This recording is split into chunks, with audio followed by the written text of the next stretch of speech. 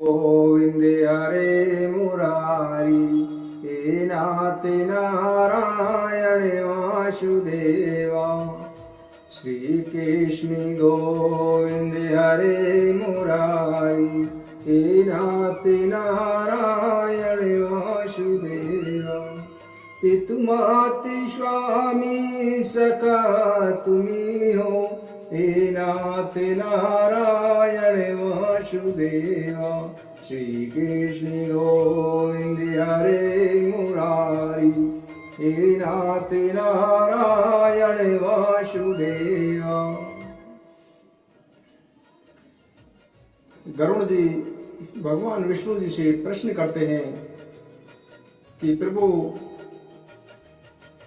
मृत्यु के बाद जीव का यमराजपुरी के लिए गमन किस प्रकार होता है, उसका वर्णन कीजिए। भगवान विष्णु जी बताते हैं कि हे गरुण, त्रयोदशाय अर्थात 13वें दिन श्राद्ध कृत्य एवं गरुड़ पुराण के श्रवण के अनंतर वह जीव तुम्हारे द्वारा पकड़े गए संपर्क सर्प के समान यमदूत के द्वारा पकड़ लिया जाता है और पकड़े गए बंदर के समान अकेला ही उस यमलोक के मार्ग में चल जाता है। उसके बाद वायु के द्वारा अग्रसारित वह जीव दूसरे शरीर में प्रविष्ट होता है। दूसरे शरीर में जाने के पूर्व का जो शरीर है वह पिंडज दिए गए पिंडों से निर्मित है। दूसरी योनियों का शरीर तो पितृ संभव माता पिता के रजवीर्य से उत्पन्न होने वाला होता है। इन शरीरों के प्रमाण वे अवस्था एवं संस्थान आदि श्राद्ध करने वाले की श्रद्धा एवं देह प्राप्त करने वाले की कर्म अनुसार होते हैं। प्रमाणतः यमलोक और मृत्यु लेख के बीच 86,000 योजन का अंतराल है। वह जीव प्रतिदिन अधिक से अधिक 247 योजन और आधा कोस का मार्ग तय करता है। इस प्रकार उस जीव की यात्रा 348 दिनों में पूरी होती है। इस यमलोक की यात्रा में जीव को यमदूत खींचते हुए ले जाते हैं। जो प्राणी अपने जीवन भर पाप कर्म में अनुरक्त रहते हैं, उनको इस मार्ग में जो कष्ट भोगना पड़ता है उसको विस्तार पूर्वक सुनो। मृत्यु के 13वें दिन वह पापी यमदूतों के कठोर पासों में बांध लिया जाता है। हाथ में अंकुश लिए हुए क्रोधावेश में तनी हुई भौहों से युक्त दंड प्रहार करते हुए यमदूत उसको खींचते हुए दक्षिण दिशा में स्थित अपने लोक को ले जाते हैं। यह मार्ग उस कांटों, बाबियों, कीलों और कठोर पत्थरों से परिव्याप्त रहता है। कहीं कहीं उस मार्ग में अग्नि जलती रहती है और कहीं कहीं सैकड़ों दरारों से दुर्गम भूमि होती है। प्रचंड सूर्य की गर्मी और मच्छरों से परिव्याप्त उस मार्ग में प्राणी सियारों के समान चित्कार करते हुए यमदूतों के द्वारा खींचे जाते हैं। यमलोक के दारुण मार्ग में पापी जाता है और शरीर के जलने के कारण अत्यंत क्षीणता को प्राप्त होता है। अपने कर्मों के अनुसार विभिन्न जंतुओं के द्वारा अंगों के खाए जाने, भेदन एवं छेदन किए जाने के कारण जीव अत्यधिक दारुण दुख प्राप्त करता है। हे गरुण, जीव अपने कर्मों के अनुसार दूसरे शरीर को प्राप्त करके यमलोक में नाना प्रकार का कष्ट भोगता है। यमलोक के इस मार्ग में 16 पुर पड़ते हैं, उनके विषय में सुनो। याम में सौरीपुर, नगेंद्र भवन, गंधर्वपुर, शैलागम, क्रोच, क्रूरपुर, विचित्र भवन, ब्राह्यपद, दुखद, नाना क्रंदपुर, सुतप्त भवन, रौद्र, पर्योवर्षण, सीताढ़ और बहुविति, ये 16 पुर हैं। भयंकर होने से ये दुर्दर्शन है। याम्यपुर के मार्ग में प्रविष्ट होकर जीव हे पुत्र मेरी रक्षा करो, हे पुत्र मेरी रक्षा करो, ऐसा करुण क्रंदन करता हुआ अपने द्वारा किए गए पापों का स्मरण करता है। और 18वें दिन वह यमराज के उस नगर में पहुंच जाता है। वहां पुष्पवर्धा नाम की नदी प्रवाहित होती है। वहां देखने में अत्यंत सुंदर वटवृक्ष है, जहां पर जीव विश्राम करना चाहता है, किंतु यमदूत उसको वहां विश्राम नहीं करने देते। उसके पुत्रों के द्वारा स्नेह पूर्वक अथवा अन्य किसी के द्वारा कृपा पूर्वक पृथ्वी पर जो मासिक पिंडदान दिया जाता है, उसी को वह वहां पर खाता है।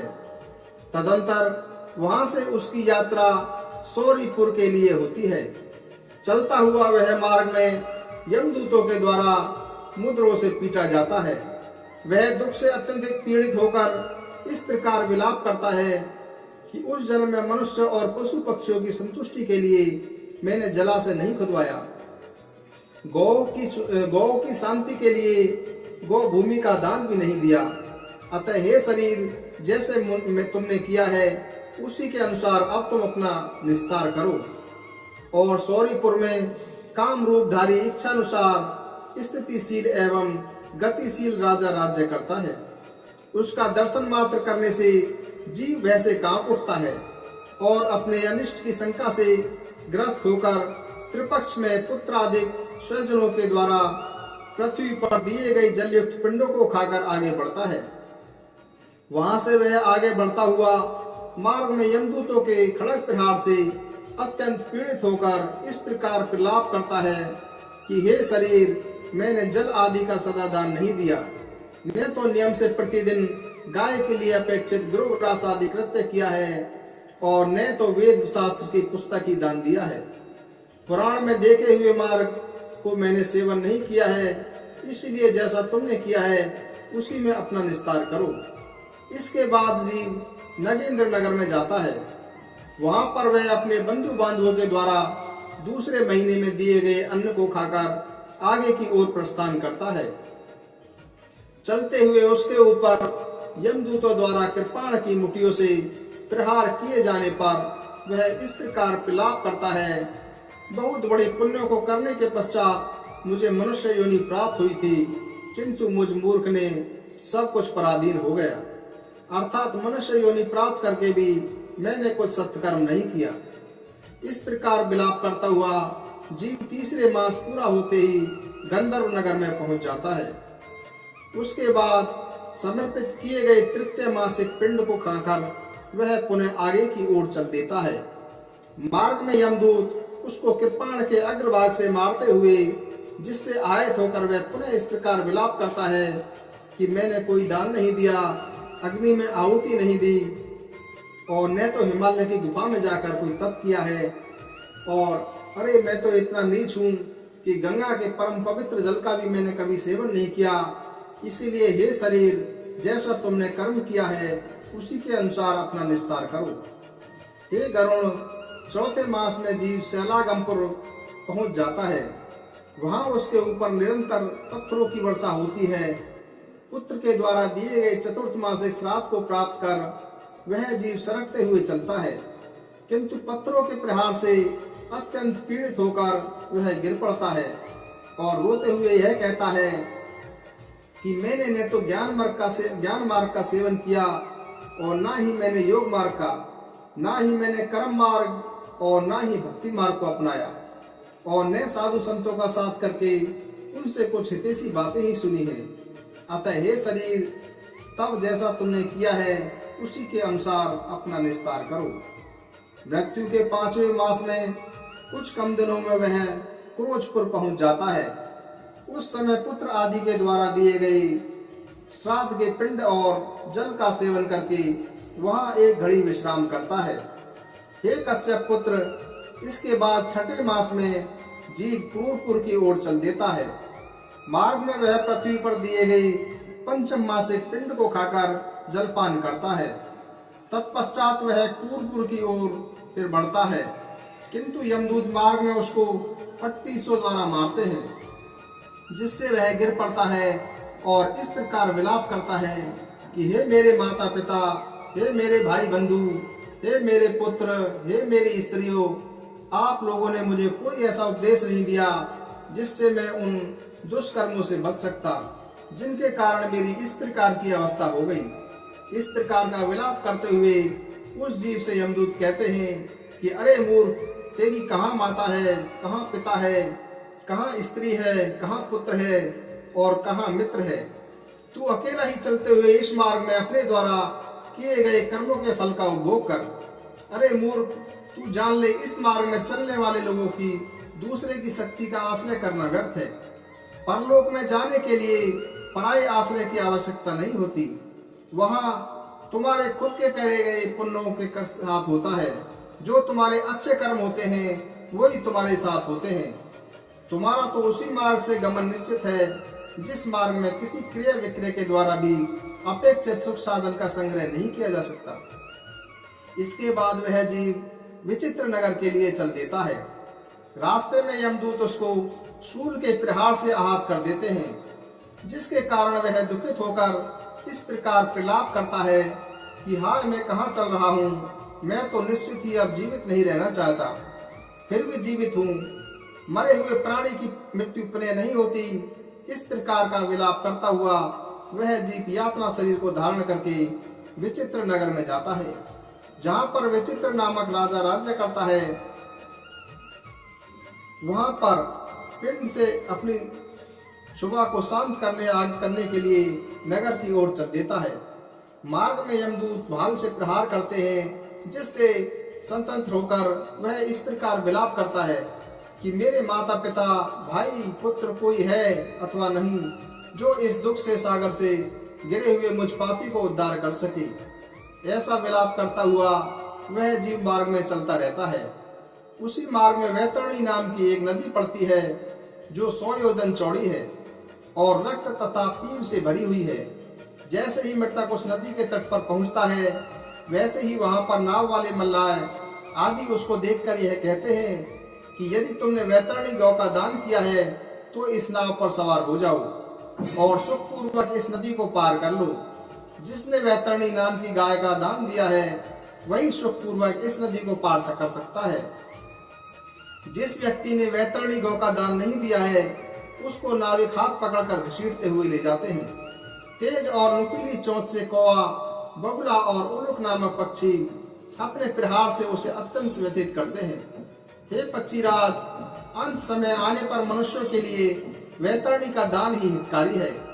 यदि प्राणी अपने जीवन काल में वैतरणी नामक गौ का दान देता है तो वह 100 समस्त पापों को विनष्ट कर देती है और उसको यमलोक ने ले जाकर विष्णु लोक को पहुंचा देती है। 7वां मास आ जाने पर मृतक ब्रह्मपद नाम के पुर में आ जाता है। वहां पर सप्तमासिक शोधक पिंड का सेवन करके आगे बढ़ते हुए आघात से पीड़ित होकर वह इस प्रकार विलाप करता है कि हे शरीर, मैंने दान, आहुति, तप, तीर्थ स्थान तथा परोपकार आदि सकृत्य जीवन पर्यंत नहीं किया। हे मूर्ख, अब जैसा तूने कम किया है वैसा ही भोग कर। इसके बाद वह जीव 8वें मास में दुखदपुर पहुंचता है। वहां स्वजनों के द्वारा दिए गए अष्टमासिक पिंड और जल का सेवन करके नाना क्रंद नामक पुर की ओर प्रस्थान कर देता है। मार्ग में चलते हुए मूसलाघात से पीड़ित होकर वह इस प्रकार विलाप करता है कि हाय, मैं कहाँ चंचल नेत्रों वाली पत्नी के चापलूसी भरे बच्चों के द्वारा किए गए मनोविनोदों के बीच मेरा भोजन होता था और कहाँ भाला बर्चियों तथा मुसलों के द्वारा मुझे मारा जा रहा है। इस प्रकार विलाप करता हुआ वह जीव 9वें मास में नाना क्रंदपुर पहुंच जाता है। तदंतर 9वें मास में पुत्र द्वारा दिए गए पिंड का भोजन करके वह नाना प्रकार का विलाप करता है। तत्पश्चात यमदूत 10वें मास में उसको सुतप्त भवन ले जाते हैं। मार्ग में वे उसको हल से मारते पीटते हैं, जिससे आहत होकर वह इस प्रकार विलाप करता है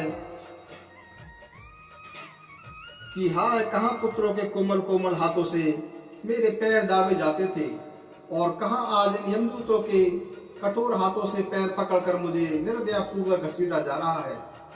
10वें मास में वहीं पर पिंड और जल का उपभोग करके वह जीव पुनः आगे की ओर सरकने लगता है। 11वां मास पूर्ण होते ही वह रुद्रपुर पहुंच जाता है। मार्ग में यमदूत जैसे ही उसकी पीठ पर प्रहार करते हैं, वह चिल्लाते हुए इस प्रकार विलाप करता है कि कहाँ मैं रुई से बने हुए अत्यंत कोमल गद्दे पर लेटकर प्रत्यक्षण करवटें बदलता था, और कहाँ आज यमदूतों के हाथों से निर्दयता पूर्वक मारी जा रही लाठियों के द्वारा कठोर पीठ से करवट बदल रहा हूँ। हे द्विज, इसके पश्चात वह जीव पृथ्वी पर दिए गए जल सहित पिंड को खाकर वर्योवर्षण नामक नगर की ओर प्रस्थान करता है। रास्ते में यमदूत कुल्हाड़ी से उसके सिर पर प्रहार करते हैं।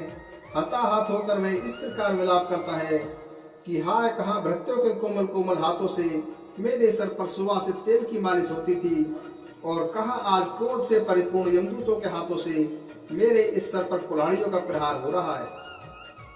इस पर्योवर्षण नामक नगर में वह मृतक श्राद्ध का दुख पूर्वक उपभोग करता है।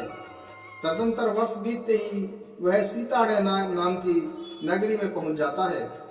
मार्ग में बढ़ते हुए उस मृतक की जीवा को यमदूत छुरी से काट डालते हैं, जिससे दुखित होकर वह इस प्रकार विलाप करता है, और कहाँ परस्पर प्रिय वार्तालापों के द्वारा इस जिह्वा के रस माधुर्य की प्रशंसा की जाती थी, कहाँ आज मुख खोलने मात्र पर ही तलवार के समान तीक्ष्ण छुरी आदि के द्वारा मेरी उसी जीव को काट दिया जा रहा है। तदंतर उसी नगर में वह मृतक वार्षिक पिंडोत्तक तथा श्राद्ध में दिए गए अन्य पदार्थों का सेवन कर आगे की ओर बढ़ता है। पिंडल शरीर में प्रविष्ट होकर वह बहुभूति नामक नगर में जाता है। वह मार्ग में अपने पाप का प्रकाशन एवं स्वयं की निंदा करता है। यमपुरी के इस मार्ग में स्त्री भी इसी प्रकार का विलाप करती है। इसके बाद वह मृतक अत्यंत निकट स्थित यमपुरी में जाता है। यह यमलोक 44 योजन में विस्तृत है। उसमें श्रवण नामक 13 प्रतिहार हैं।